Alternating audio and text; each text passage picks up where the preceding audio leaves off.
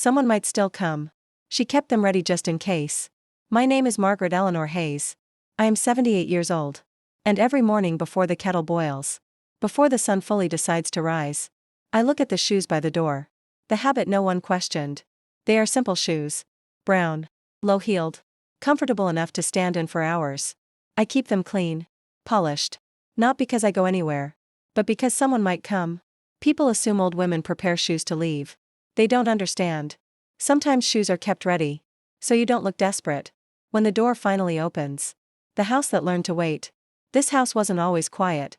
It once held arguments about homework. Doors slamming in teenage anger. Laughter echoing from the kitchen. Now it only echoes memory. I live alone in a small town in Ohio. In the same house where I raised my children. 2 children. Both grown. Both gone. And somehow both always busy. What I used to be. I wasn't always just someone's mother. I worked as a seamstress for almost 40 years. My hands stitched wedding dresses. Curtains for new homes. Baby clothes for families just beginning. I fixed torn hems like I fixed broken days. Quietly, carefully, without asking for thanks. People trusted my hands. But when my husband died, and retirement followed soon after, people stopped needing them. When waiting became routine. At first the waiting had dates. Next Sunday, Mom. I'll come by after work. We'll visit soon. So I kept the shoes by the door. Clean shoes say I'm ready. Worn shoes say I gave up. I refused to give up. The neighbors noticed before my children did. Mrs. Collins from next door once asked, "Why do you always keep your shoes right there?" I smiled. "In case someone knocks." She nodded politely. But her eyes held something else. Pity ages faster than people. The sound that never came. Do you know what waiting sounds like? It's not silence. It's the refrigerator humming. The clock ticking too loudly. The floor creaking when no one's walking. Every sound becomes a false alarm. I would lift my head. Maybe this time. It never was. Holidays hurt differently. Holidays are the cruelest liars. They promise company. Thanksgiving came and went. I cooked too much food. Habit is hard to kill. I packed leftovers into containers. No one would carry. Christmas arrived. I wrapped gifts. Then unwrapped them myself in January. So they wouldn't feel forgotten. The shoes stayed by the door. Why I never moved them. People ask why I didn't put them away. Why I didn't accept reality. Here's the truth. If I moved the shoes, I'd have to admit. No one was coming. And I wasn't ready to bury hope. While I was still breathing. The call that didn't mean a visit. My son called once. "Mom, you okay?" "Yes," I said. "Good. Just checking." Click. The shoes waited. A quiet confession. Some nights I sat in the chair by the door. Shoes in front of me. Hand on the handle. I imagined footsteps. I rehearsed smiles. Not big ones. Just the kind that say I'm glad you're here, not angry you were late. I never wanted them to feel guilty. I just wanted them to come. The truth about abandonment. Abandonment isn't dramatic. No slammed doors. No final godbis. It's gradual. It's promises replaced with excuses. Calls replaced with silence. It's realizing one day that your presence is no longer required. The shoes understood. Those shoes never moved. They didn't judge. They didn't rush me. They waited with me. Day after day. Year after year. I don't know how long I'll keep them there. But as long as they remain by the door. Some part of me still believes. Someone will come. Someone will remember. Someone will. Weeks passed. Then months did. And the shoes stayed exactly where they were. When hope gets tired. Hope doesn't disappear suddenly. It gets tired first. I noticed it one morning when I cleaned the shoes. Without expecting a knock afterward. That scared me more than silence ever did. Because it meant I was learning how to wait without believing. The door became a boundary. I stopped sitting near the door. Not intentionally. My body just drifted farther away from it. As if my heart wanted distance. From disappointment. The door wasn't an entrance anymore. It became a reminder. The day I fell. It happened on a Tuesday. Ordinary days are the ones that hurt the most. I slipped in the kitchen and hit my arm on the counter. Nothing broke. But I stayed on the floor longer than necessary. Not because I couldn't get up. But because I wondered.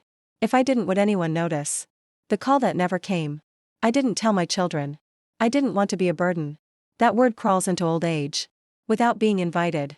Instead, I wrapped my arm myself. And sat by the window. The shoes watched from the door. Neighbors fill the silence, children leave. Mrs. Collins brought soup the next day. She said, "I noticed your lights stayed on all night." I smiled and lied. Couldn't sleep. She didn't push. Kindness knows when not to ask. Realizing I wasn't missed. That night something changed. I realized my children weren't busy. They were just fine without me. And somehow that truth hurt more than anger ever could. Memories start talking louder. When people stop visiting, memories start showing up uninvited. I remembered my son's first school play, my daughter's fevered nights, how I never missed a parent-teacher meeting, even after 10-hour workdays. I remembered choosing them every single day, and wondered, when they stopped choosing me, the shoes became heavier. I polished the shoes less often, not because I didn't care, but because each shine felt like lying to myself. They weren't ready anymore. They were waiting without purpose. The letter I almost wrote. One night I sat at the table with a pen. I wanted to write, "I'm lonely." But I didn't. Old mothers don't complain. They endure. So I wrote nothing.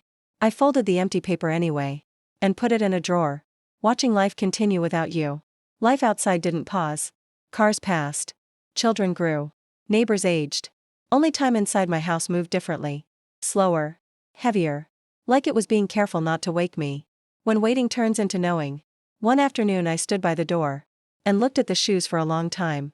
Not with hope. With understanding. I finally admitted the truth. I wasn't waiting anymore. I was remembering what it felt like to be expected. The quiet decision. That night I didn't move the shoes. But I did something else. I sat beside them and whispered, "It's okay." Not to the shoes. To myself. Somewhere between waiting and acceptance. A person changes. I was still alive. Still breathing. But the part of me that waited for footsteps. It was learning how to rest. Some waiting doesn't end. It just outlives the person who waited. The morning everything was quiet. The house was unusually still that morning. Not peaceful. Finished. The kettle never boiled. The curtains stayed half open. And the shoes by the door remained exactly where they had been for years. Ready. Waiting. When neighbors noticed the silence. It was Mrs. Collins who noticed first. My lights hadn't turned on the night before. The newspaper stayed untouched on the porch. She knocked. Once. Twice. Then she tried the handle. The shoes were the first thing they saw. When they entered the house, their eyes went straight to the door. To the shoes. Perfectly placed. Clean. Facing outward. As if someone had just stepped out and promised to be right back. The end came gently. I was found in my chair near the window. No signs of pain. No struggle. Just a quiet body that had grown tired of waiting. The doctor later said. She passed peacefully in her sleep. But peace doesn't always mean fulfilled. Sometimes it just means finished hoping. The call that came too late. My children were notified that afternoon. Voicemails turned into panic. Unread messages became guilt. They arrived the next day. Too fast. Too loud. Standing in a house full of absence. They walked through rooms that still smelled like me. Touched furniture I had dusted the day before. They noticed small things. The empty chair. The folded blanket. The shoes. Why were these always here? My daughter picked them up. Why were her shoes always by the door, she asked. No one answered. Until Mrs. Collins did. The truth the neighbors knew. She kept them ready, Mrs. Collins said softly. Because she believed one of you would come. The room went quiet. She used to say, "Today feels like the day." No one spoke. Because there was nothing left to explain. The note they almost missed. Inside the shoes was a folded piece of paper. Yellowed. Worn thin. It read. "In case today is the day. I don't want to keep anyone waiting." That was it. No anger. No blame. Just consideration. Even at the end, regret is a heavy visitor. My children cried. Not because they lost a mother. But because they finally understood what they had abandoned. Waiting isn't loud. It doesn't demand. It just sits quietly. Until there's nothing left to give. The funeral they didn't deserve. The service was small. Neighbors filled the seats my children should have. People who brought soup. Who checked the lights. Who noticed silence. The shoes were placed beside the casket. Facing the door. One last time. What waiting leaves behind. After everything was done. The house was sold. Rooms emptied. But neighbors still talk about the shoes. About how love can wait patiently. And still be broken. The lesson that remains. Some parents don't die from illness. They fade. From waiting too long. To be remembered. Final words, YouTube ending. If this story touched you, remember. Don't wait until the shoes are ready. Don't wait until silence replaces voices. Call them. Visit them. Show up. Before waiting becomes all they have left. Like this video if you felt it. Comment if it reminded you of someone. Subscribe for more stories that speak what silence hides. Because some stories end quietly. But their message should never be ignored.